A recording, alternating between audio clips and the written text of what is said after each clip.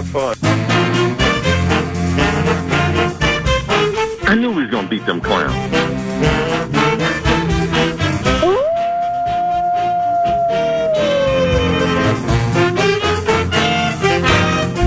To noon.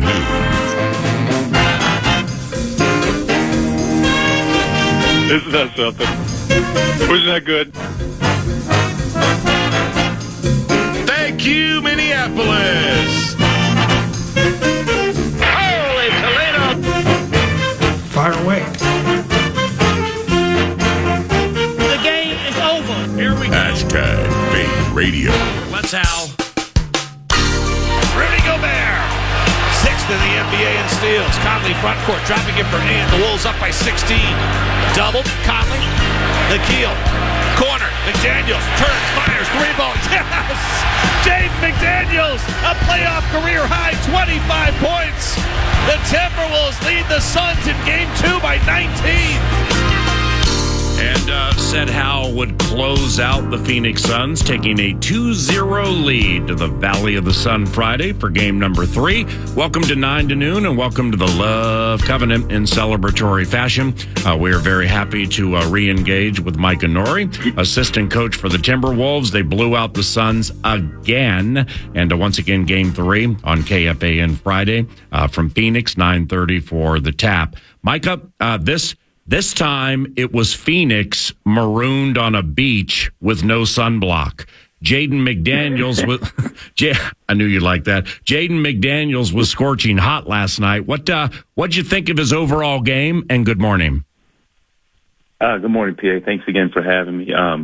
He was. I mean, I think that Finchie summed it up in his post game, and even to the guys in the locker room right after that. Jaden was special, and not only the 25 points, which was great, but the defense that he's been playing on both Booker and KD has kind of led the charge, obviously, with Rudy and all these guys. But at the end of the day, Jaden was probably the best game he's had as a player, and to have it on that stage, very, very happy for him and very, very good for us. It's, I mean, it doesn't work perfectly all the time. Of course, you know that. You've done this for quite some time, but he's so spindly, and his arms stretch from Maui to Maine.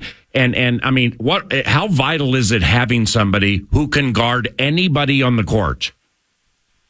It's unbelievable, and I think we all see things when we watch film and everybody sees highlights and this and that. But there's some defensive possessions with Jaden, with Rudy, with Ant, with Nikhil out there, and when these guys can switch on to guys, and to your point, when they can guard multiple positions, and they're literally walking out saying, "Okay, well, you take Booker this time, I'll take Beal, you take Durant." You got a lot of weapons that you can let loose on that defensive end, and those guys, it's unbelievable what they allow us to do, because in the playoffs, a lot of it is you have to be able to get your own shot. Kevin Durant can get his own shot because the rim is always open to him because he's so tall, but Jaden's length, the contesting, but these other guys, the Beals and the Bookers, it's very difficult for them to create their own shot one-on-one against any of those perimeters, especially against Jaden, and that's why you're seeing us defensively be able to be locked in and do a good job. Coach, when you guys lost Carl for the entire second quarter with fouls, and only were down 1 at halftime. Seriously, we ain't talking trash here, man, or anything, but you had to know you had them, given those circumstances. I think, I would say, I would love to say I knew we had them, but I did feel pretty good. I think we as a team felt pretty good because not only Carl, but with Ant, too. I mean, both those guys, I think at halftime they were 1 for 7 for a combined 7 points. And you know that both of them are attracting double teams, Carl in the post and out on the perimeter every time they get the ball.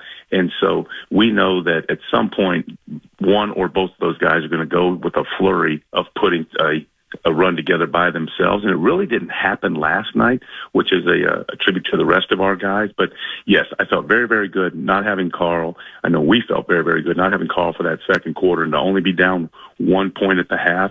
And a big key to that was I think we went on about a 7-0 or 6-0 run the last 3 minutes of the second quarter to cut their lead from 7 or 8 to that 1 point deficit and essentially make it a 24-minute basketball game. Micah, how much, so the next game's Friday, all right? And we go Saturday to Tuesday, Tuesday to Friday. How much does it help the guys stay physically and mentally fresh with 2 days off between games. It's huge, and I think it's great. We were talking last night. I mean, obviously these guys are in elite condition, but for guys like Mike Conley placed 32 minutes last night, and for him to be able to have 2 days to recover, that's an immense help and positive for us because, again, I think that 31, that's about the highest we try to keep him at, but you don't feel bad playing him, and we couldn't take him off the floor, especially in that second quarter. He played the whole second quarter. So, I mean, the Jadens and the Ants, these young guys, they can bounce back pretty quickly. But for Mike, who's been around for a while, and he even talks about it, like he said, to come playoffs, and even after we played these games against Phoenix in the regular season, where they were, the one was the back-to-back against Golden State, when we drew Phoenix, he even made the comment to the coaching staff that, with playoffs and days rest in between, he'll be fully ready to go the whole series. So it's a huge advantage. Micah Nori, assistant coach for the Minnesota Timberwolves. He's on the 9 to noon show to start after the Wolves blew out the Suns again and lead the best of 7-2 zip. Friday night, 9:30 KFAN for Game 3. And last night, I felt was officiated markedly different than Saturday. But truth be told, and you may not agree with this because a lot of the calls didn't go the way of the Wolves. But nevertheless, truth be told, I felt much of that game was tough to call for the three because it was so physical. Yeah, I completely agree with you. I think that these guys, meaning these referees, they have an extremely difficult job. It's obvious. I mean, you're talking about guys that every single possession, imagine it playing that, I don't know, it's like you're playing your buddy in the backyard or whatever it is, and next point wins, or every single possession matters. So so the physicality is elevated, everything, and you still have guys trying to sell calls. So are they really selling them? Did they get hit? That type of thing. But they have a very, very difficult job. And I think at the end of the day, what I kind of like, and that's kind of what they are at most times, is just let them play and heck with it, because otherwise somebody feels like they didn't get a foul or they are flopping or this and that. But we've embraced the physicality. I think, Phoenix as well is playing physical basketball, and I think people enjoy watching that brand of basketball. Beautifully laid out. So Grayson Allen leaves and with the ankle, and you guys are up 53-52. You then outscore them 53-40 the rest of the way. And on a team with Booker, KD, and Beal, why is Grayson just so important? I think because of the gravity that he pulls. And what I mean by that is, he creates so much space. He led the NBA in three-point field goal percentage. So now guys aren't stupid, if you know what I don't know if we can say that anymore, but at the end of the day, they know he can shoot the basketball, so they don't want to leave his body. So when you don't want to leave his body, you're not in a gap. And what that means is Booker and Durant, when they get into their ISOs, if they don't see someone there, they're going to drive. And that's what Grayson Allen does. He basically opens up gaps for them, whereas if it's someone else that doesn't shoot the ball as well as Grayson, it's almost like they're playing against their own defender plus another man in that gap, which eliminates them getting to their spot to where they want to be. So what he does is, even when he's not taking or making shots, just his presence on the floor, everybody knows where he is, and it's almost like you're almost face guarding him or taking him out, and that opens up more areas on the floor for KD, Booker, and Beal to operate. And you mentioned Conley playing the entire second quarter earlier. After that weird air ball that he had, old school Conley caught fire. I mean, just overall, what'd you like about his game? It was great because in game one, I think if you asked Mike, he didn't shoot the ball very, very well. And you knew that he was going to shoot it better. But the other thing about Mike is it's just like a calming force. When he has it, that we're going to get a good shot 9 times out of 10. He's going to get us into something, whether it's for him or he's going to find Rudy on a roll or he's going to find a kick out. But it reminds you of this old story, like you say, he played the whole quarter, and this guy might be a little tired looking over for a break or something, and he says, one of the assistants say to Fincher, somebody, hey, Mike needs a break. You say, I know, quit looking at him.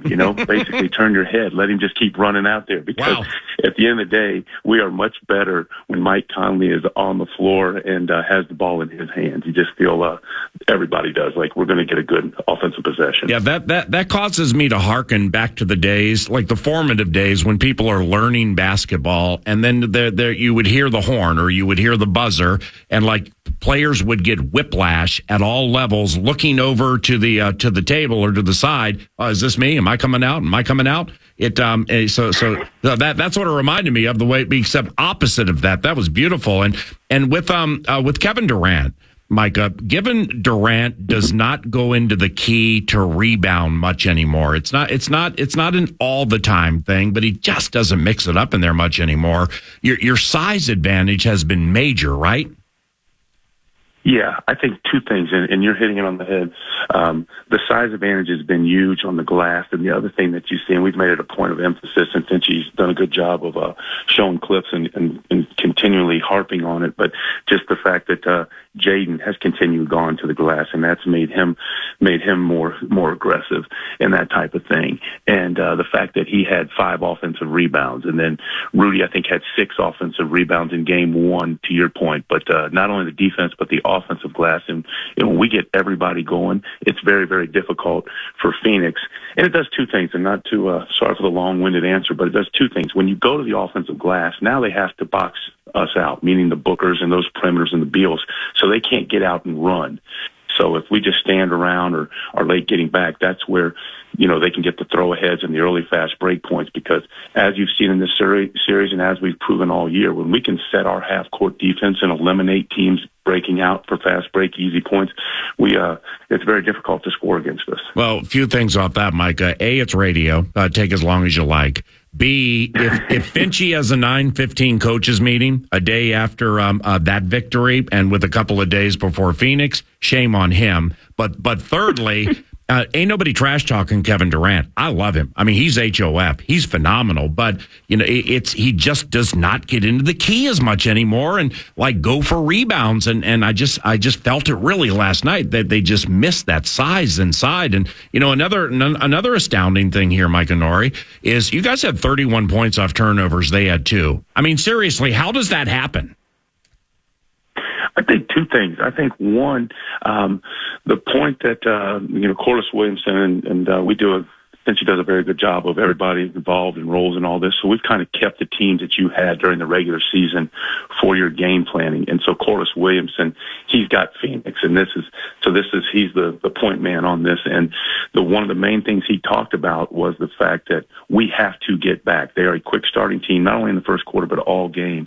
And so we have to be resilient to turnovers, if you will. And what that means is even if you turn it over, no lag time, no hanging your head, no worrying about foul calls or that. Just get back, make sure we load up, get as many guys and many Timberwolves as we can below the ball, and then make sure that we fan out, find their 3-point shooters, and then have Rudy come down to protect the paint for us. So the big thing on that is the harping and making a point of emphasis going into this series about getting back regardless of what happens, and then also the carryover for the players from executing that. And you see the fruits of it is, you only give up 2 fast break points, and then you hold them under 100 for the second game in a row. Right. I mean, this is where you guys, from a metric standpoint, doing what I and we do on the outside. I mean, you guys were the best defense all year in the NBA. It necessarily wasn't the case in my estimation with the eye test each and every game, but human nature gets to win too. But when metrics meet the moment, the way they have the last 2 games, absolutely, everybody can see that sticky defense. And I'm not trying to be like Jack Ramsey here or anything with breaking down plays. But were they doing some things last night to Jack with Gobert to try to confuse him, say free throw line extended to get him away from something was different with their approach to Rudy last night when he was playing defense? Yeah, I think a couple things. I think one, they're trying to get Nurkic handling a little bit out more, almost like a quarterback top of the floor, and try to get some open cuts and open up the paint a little bit. And Rudy did a good job of ball pressure, so to impact the vision of Nurkic, so he couldn't see those. And our guys have done a good job of not allowing back cuts and basically staying between your defender, you, and the rim. So man, you, rim would be the terminology on that. And the other thing that they've done is it's kind of the universal play now in the NBA is what they call stack action. So it's a pick and roll, and as Rudy's player is setting the ball screen at the top of the floor, there's another small that is looking to set a rip screen or a back screen on Rudy. to kind of limit him being able to track the ball or defend to the rim. So that's kind of what they're doing. So you're absolutely right with your Jack Ramsey take. You're all over it, PA. I think your answer, your analysis there was a combo between Bill Fitch, Gene Shue, Dick Mata, and maybe Hubie Brown. I mean, that was unbelievable. All right, lastly here, love chatting with you, Mike. I appreciate you, man. I know you got time, up to the game, and you guys are going to fly there and do all that stuff, but just as of now, what's the preach to the guys before Game 3 and the first this series where you guys head to the road? Yeah, I think more of the same. I mean, there'll be a few tweaks, and we'll look at some of those things, and actually some of the instances that you've even spoke of, just how we can better defend those. It's always a chess match and just making counterattacks. But I think the one thing that's not going to change is the personnel. And what I mean by that is as long as we keep Jaden and Ant and Nikhil and those guys all locked in defensively on those guards, those dynamic guards that they have, and then obviously Rudy doing what he does, that's the most important thing. And then you're always looking to challenge guys. I know it's easier, if you will. I hate saying the word easier, but in the playoffs, because they're going to be ready. But the fact of the matter is we're going out to a building that we've been embarrassed at twice, basically. So, and we've got to go out there. Obviously, you want to get them both, but the main goal is to at least get one of them, and no better one to get than the first one Friday. Yeah, so I think you challenge them to that point, PA, exactly right, of more of the same. You guys are locked in on the game plan. You're doing very, very good with that. If there's a few adjustments here, I don't know what else we could throw out there at them to maybe try to distort them a little bit, but more of the same. And just now that you're going on the road, can your defense travel and can your offense travel with you? Micah, that just adds to the amazing nature of the whole conversation and the whole equation up 2-0. They're like, you're like, they blew us out twice. Micah, they blew you out in every building. I mean, by 15 and a half points during the season, you got Allen hitting 4.5 threes a game. And, and the way it is flipped has been absolutely fantastic. It's born of hard work. It's born of a scholarly nature to the game by the players that is apparent. And best of luck to you guys, man, because I know you're going to get back into the lab. What's next in the lab? Are you going to work on the new version of the Pete Carril back cut?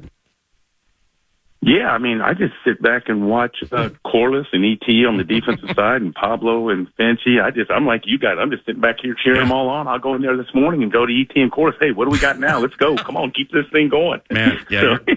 Whatever. If you got any ideas, holler. So it's been fun, but obviously the staff and the players have done a heck of a job. And the last thing I will say, I mean, the building's been unbelievable. I mean, to be honest, I mean, it's as loud as I've ever heard any NBA arena in 25, 26 years, playoff included. And it's just it's been a fantastic atmosphere, and hopefully this thing will keep rolling. Appreciate you greatly. You guys are fantastic. Tell Chris yours truly says hello, and best of luck in the Valley of the Sun. Okay. Will do. Thanks again, PA. I appreciate you. Got you, ma'am. See you. Micah Nori, assistant coach for the Minnesota Timberwolves, a basketball squad that we all know. I mean, those who follow it, they got blown out every single game by Phoenix. I mean, it was ridiculous. And now they've blown out Phoenix twice. And they got those geezers pressing a little bit, too. See Bradley Beal in a majority of his performance last evening. Welcome to 9 to noon. Kevin Lynch in studio at 11 o'clock to amplify this love. Elite NBA mind Dane Moore, about 10:17. That's about an hour from now. We also are stacked with football today.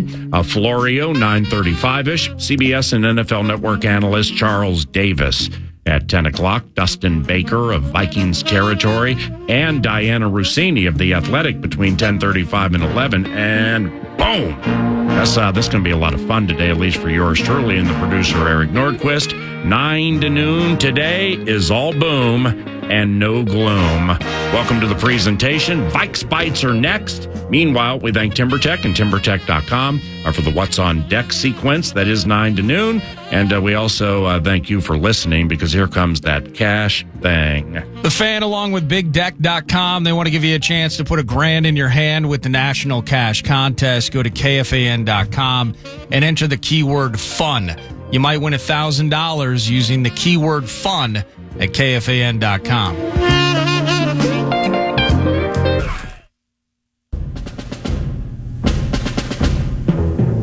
Hey, this is Dan from St. Louis Park. I'm a little tired of all the old recycled takes that we've heard over and over. Here's my take. We move up to number 4, draft Marvin Harrison Jr., and snap the ball to a jugs machine. Pick your poison. Thank you for the talkbacks. Over the last nearly a month now, by the way, free iHeartRadio app, hit that microphone, give us up to your best 30 seconds. And you heard the liner there about Pep's Draft House Pizza. Well, they bring you all local KFAN coverage. And what we're doing, talkback topics. And one of you is going to walk away with a pair of tickets to the Miller Lite Vikings draft party taking place tomorrow at U.S. Bank Stadium.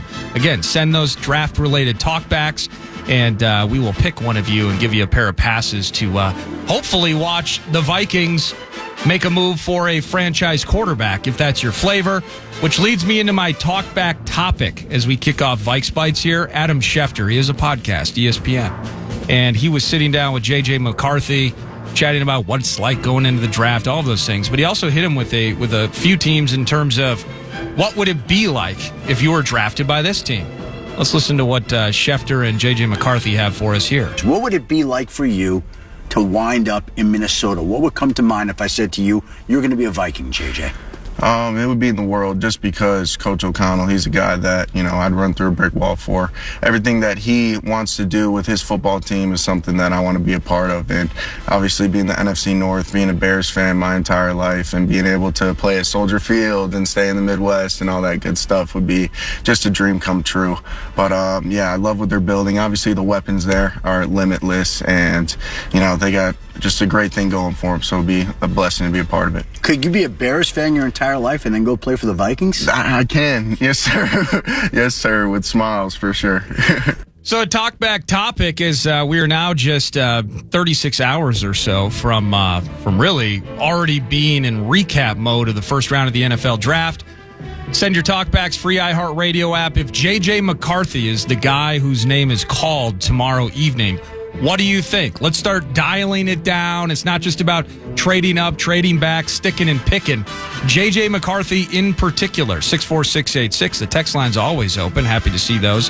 The talkbacks as well with the free iHeartRadio app.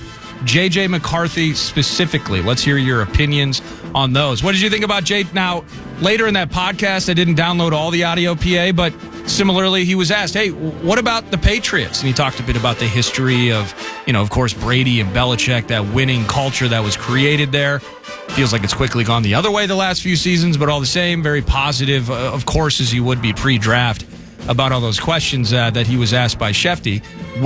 How would you feel if you landed there? But what do you think about JJ? And you heard the audio with Shefty and the possibility of the Michigan Cat becoming a Viking tomorrow. Well, if I'm McCarthy and or May, I absolutely prefer landing with the Minnesota Vikings over the New England Patriots. And Messrs. May and or McCarthy may have a better chance to play next season than say they do here. Maybe it's a 50-50, but who knows? But I mean, it's the talent or lack thereof with the New England Patriots, specifically offensively compared to the Minnesota Vikings, and the approach taken by the head coach.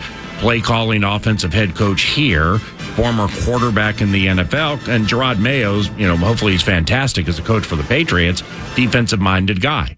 So that's why I've just kind of always felt New England is more in play for this 3 than some of the things that we follow via subterfuge season. Yeah, because they need to revamp, as do the Vikings, need to revamp a fair amount of things. But when you have a defensive-minded head coach, housing 11-23 and maybe next year's first round pick from the Vikings, I mean, that gives them a better opportunity to balance things, find defense, quarterback defense, offense, and I think it diversifies the pigskin portfolio.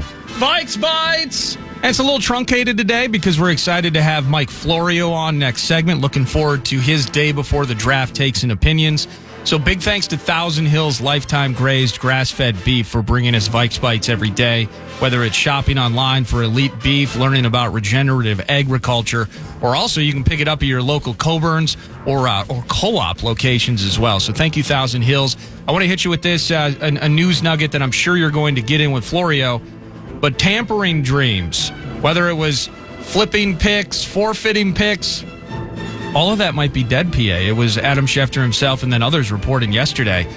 The tampering conversations, working to find a solution and or punishment, whether it was the Eagles in regard to Saquon Barkley or it was the Atlanta Falcons in regard to Kirk Cousins, that those issues will not be resolved prior to the draft. So that's the report as of yesterday, that no punishments, again, draft pick forfeiture or flipping, that none of that as of now will be taking place tomorrow night, which means the Vikings will not be adding equity. Falcons will not be losing equity. None of that going on at this moment. And that's the lead with ProFootballTalk.com's Mike Florio because I'm confused. I mean, I just don't. It's like what transpired after an investigation and after the NFL looking into something.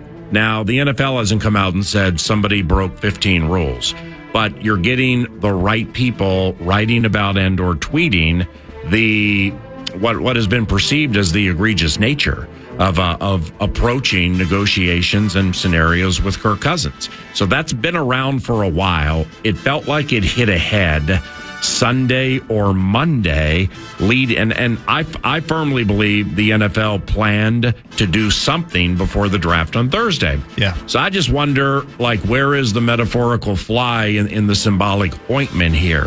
Like what happened to delay it past Thursday, Friday, and or Saturday? I'm just confused. That's Vikes Bites brought to you by, well, let me hit you with this as we close. Yeah, Florio's 40 after. Oh, he is? Oh, okay. Well, why am I Russian then? My goodness. I thought you were Scandinavian. If you had to bet 1.5 players, I'm going to put that number there, 1.5 players that the Vikings select on Thursday night, first round of the draft, 1.5 players. I'm under. You pick one side of it, $1,000 bankroll. Yeah. How much are you putting on that under? Well, do we have the over or the under shaded? Which is there a dramatic favorite either way? I don't think that it's dramatic favorite. We'll at go this 50-50? stage. Yeah. Yeah, I cry. Then my entire bankroll goes on the under. On the under. On the under, which would be one player, one quarterback, and the ability to get up top to one team who is in the same fishbowl as you, but under different rocks. In other words, Arizona, all right, Arizona wasn't great last year. Either were the Minnesota Vikings. Arizona is farther behind than the Vikings, in my estimation, on several levels. So therefore, with their 6 picks in the first 90, adding another first rounder where they also get an additional swing at a 5th-year option, or potentially an extra first rounder this year, maybe one next year. That's beneficial to them. The quarterback would be beneficial here. And same thing that I said with New England is I just think that they're playing a bluster related game right now, where they're trying to get everybody in the league to believe it's going to take 4 first-round picks if you want to get into the spot. I find that to be folly. I find that to be 5 to 8% true max. And keep in mind the head coaches and what their backgrounds are. Gerard Mayo, first-year head coach. He's going to call the defensive plays, I believe. He's a defensive-minded head coach. Likewise for Jonathan Gannon with the Arizona Cardinals. So that's D'Amico Ryans with Houston last year. Okay, so he's a defensive-minded head coach, very well respected, did a super job with the Houston Texans. But he's going to take a quarterback with his first overall pick. Totally made sense. How badly did he want a defensive player? He traded everything to get Will Anderson. So sometimes they in essence, metaphorically, cannot control themselves with what they desire. I believe that will be the case with Arizona for sure. New England, perhaps. Just a little bit of an aside to that. Do you believe that the 5th-year option remains a heavy part of a team's interest in getting someone? Big time. Given the fact that a lot of first-rounders are now negotiating after the 3rd season. Yeah. And it isn't necessarily being drawn out as, at least as far, let's give it a year, 6 months type of thing as it has been in the past? Well, no, it's massive because the agents and the constituents representing the first-round players, well, they can want what they want, all they want after a 3rd year. It would come down to, we can't do it now. We're not doing it now. And if you really have the stomach to sit out seasons, then go ahead and sit out seasons. I don't believe they have the stomach to do so. That fifth-year option is vital. Still leverage, yeah. Well, it's vital when you hit. It's like Justin Fields, all right? The Pittsburgh Steelers are not going to pick up his fifth-year option. Why would you? Okay, Fields was thought to be a dead hit when he was drafted top 10 or 8 or whatever. Well, it didn't work out in Chicago, and now the limitations have been exposed. So he's not Chicago's problem anymore, but Pittsburgh, I don't believe, is going to exercise that fifth-year option. Or with JJ on the other side of it, what if we didn't have that fifth-year option and we're still talking about a contract right now? Good point. Absolutely. And then you also, whether you like it or not, and whether you feel from a capitalistic standpoint or a domination standpoint that, you got the fifth-year option, well, then you also have the franchise tag. Well, then you have a second franchise tag. So you hit on these first-rounders. Technically, you can keep them for 7 years unless they have the stomach to eyeball you and say, I'm not playing. And then if you don't play for a full year, what does that do to your game? It's an anxiety-riddled process, one that generally works the way of the teams. Thank you, Thousand Hills Lifetime Grazed Grass-Fed Beef, for bringing you Vikes Bites, 9 to noon. Here comes Florio, PFT. Yeah, we at FM 100.3 KFAN.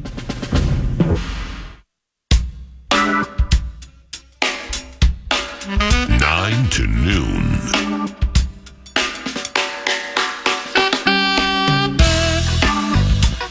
We're coming. We have arrived and are very happy to link up with Mike Florio from ProFootballTalk.com and NBC's Football Night in America. PFT, the day before the first round of the NFL draft. And Mike Florio was the very first to get super loud about the Atlanta tampering ordeal. What triggered you to jump on that story the way you did? And what do you think is next? And good morning. First of all, what's the difference between super loud and just loud? Amplification. I mean, here's loud. Here's super loud. Okay. Let me go back to what was happening at the time. The Falcons got to a level of comfort where they were able to make a significant financial offer to Kirk Cousins, $100 million fully guaranteed on a multi-year deal, an average of $45 million per year. They got to that point where they could make that offer to Kirk Cousins within a couple of hours after the start of the negotiating period on March 11 of this past year, 2024. How did they get to, and this is how I first had an inkling that something didn't add up. How do you get to the point when you've got a guy who's 35, tore an Achilles tendon halfway through the 2023 season? How do you get to the point where you're sufficiently comfortable with his overall health and well-being that you're willing to make that commitment, $100 million fully guaranteed, when you haven't really had, under the rules, the opportunity to gather the information? And I started poking around with the league. What can you and can't you do during that 52-hour negotiating window by way of getting information about a guy's health condition? What can you get from the teams? What can the agent provide, et cetera? And the long and the short of it is there really isn't much a team can do legally under the rules to gather that information. So I started to get suspicious that maybe the Falcons had taken some liberties with the rules as it relates to getting information about Cousins. So I was always on the lookout. I was already on the lookout for anything that seemed amiss. Then comes Wednesday, about 7 o'clock Eastern time, 3 hours after the start of the league year, 3 hours after the point where the Falcons can even talk to Kirk Cousins directly, and he does this press conference where they didn't even bother to prep him on what he should or shouldn't say. He says yesterday, the day before, during the negotiating window, when he's not allowed to talk to anyone from the team, or more accurately, no one from the team is allowed to talk to him. He doesn't get in trouble. The team does. He spoke to the head athletic trainer. He started to say he met with the head athletic trainer, and then he stopped himself and said, talk to him. Right. Talk to Ryan Pace, the director of player personnel. Was involved in the recruitment of Darnell Mooney, the Bears receiver, on Tuesday during the negotiating window when he isn't supposed to have spoken to anyone from the Falcons at all. He's calling Darnell Mooney to try to close the deal. Are you kidding me? And then he also said for about 2 weeks, Kyle Pitts was recruiting him to come to Atlanta. Well, how does Kyle Pitts know that the Falcons want him? Did the team know? Did the head coach, the GM, anybody know that Pitts was doing this? Was he their unofficial emissary to Kirk Cousins to lay the foundation for everything that needed to be done? So once Cousins basically provided all the evidence that the NFL would need to slam the Falcons for tampering with Kirk Cousins, that's when I said, hey, folks, this is pretty blatant. This is pretty obvious. And the Chiefs lost a third-round pick, and there were fines handed out several years ago simply for talking to Jeremy Maclin on the phone during the window when you're only supposed to be negotiating with the agent. So this is, and I continue to believe, the most blatant case of tampering where it's all out in the open, where there's no investigation that needs to be done to come to the conclusion that I've ever seen. How aggressively they investigate it, we'll find out, or maybe we won't. What they'll do about it, we'll find out, or maybe we won't. And I wonder whether or not Rich McKay's juice within the league office will save the Falcons. But, you know, if I'm a Vikings fan, if I'm one of the Wilfs, and I think I've said this on your show before, they're made to look like fools if they just stand by and say, oh, okay, we weren't going to sign him anyway. Yeah. Do whatever you want to do. Well, so this assumedly will not be settled before tomorrow, correct? And if so, why? Well, I don't know why, because there's no reason not to. And last year when the Cardinals blatantly tampered with Jonathan Gannon, even though we didn't know about it. See, I think what happened last year was the Eagles caught wind of what the Cardinals had done by contacting Jonathan Gannon to interview for the head coaching job during a time when they shouldn't have. It possibly distracted Jonathan Gannon at a time when he should have been focused on Super Bowl 57 against the Chiefs, possibly. But whatever it was a big issue behind the scenes. 5 minutes before the draft, they announced what the resolution was. So I don't know why they weren't able to get their ducks in a row this year. And the Eagles are also under investigation for potentially tampering with Saquon Barkley. James Franklin, the Penn State coach, blurted out that when they were recruiting Barkley, they talked to him directly about all the Penn State fans that are Eagles fans or something like that. So that was enough to get them to wonder whether or not they spoke directly to Barkley. So both teams are in the mix here. I don't know why it's not going to be resolved this week. And I think what happened was Shefty reported on Monday that a resolution could happen this week, and then yesterday he posted on X, NFL says there won't be a resolution this week. My guess is somebody from the league reached out to him and said, you're barking up the wrong tree here. You're off base here. Right. We're not doing anything this week. And that's a bonus for the Falcons and the Eagles, because to the extent they were going to lose draft picks, one or more, as a result of this tampering thing, that happens next year, not this year. Hey, no doubt. Mike Florio, ProFootballTalk.com. With the New England Patriots, do you feel there is public posturing here about that 3 spot? Or is the potential an outrageous demand from the Vikings, or somebody truly is on the horizon? Well, I think what the Patriots are doing is taking full advantage of the desperation that they sense from either the Vikings to get up to number 3 or the Giants to get up to number 3. Reportedly, the Giants are in this mix now as well. Now, I don't know why in the hell the Giants don't just play it out with Daniel Jones. They owe him $35 million plus this year, fully guaranteed. They've got plenty of other needs. They've got coach and GM on the hot seat. I don't know why they would give up the opportunity to draft an impact player at 6, a receiver. I mean, you look at their depth chart. They got nothing. They could use a running back. It's way too early, but at a minimum, a high-end receiver, even a Brock Bowers at 6 overall. Tight end that could be a difference maker and a game changer. I don't know why the Giants would do it, but I think what the Patriots are doing is trying to get every last morsel they can. There's a suggestion that I've heard that the Patriots are just going to take Drake May if they don't get a trade offer they like. And I really wonder whether or not at the end of the day Robert Kraft will do that. Do you welcome in the latest guy who's potentially going to be the successor to Tom Brady at a time when your team has plenty of other needs? Or do you say, this is what we could get in exchange for the right to draft Drake May? We can get the 11th pick, the 23rd pick. We can get this. We can get that. We can get whatever. Whatever the best offer is the Vikings put on the table, do we take that? And, at the end of the day, whether it's May in New England or May in Minnesota or May with the Giants, it's going to be a lot of extra pressure on him because either someone will have given up a lot of stuff to get him or the Patriots will have passed on a potentially significant offer to keep him. That just adds, and I counsel all the team publicly. I don't all the time publicly. I don't, privately, I don't counsel anyone, but right. publicly I say, hey, keep this in mind.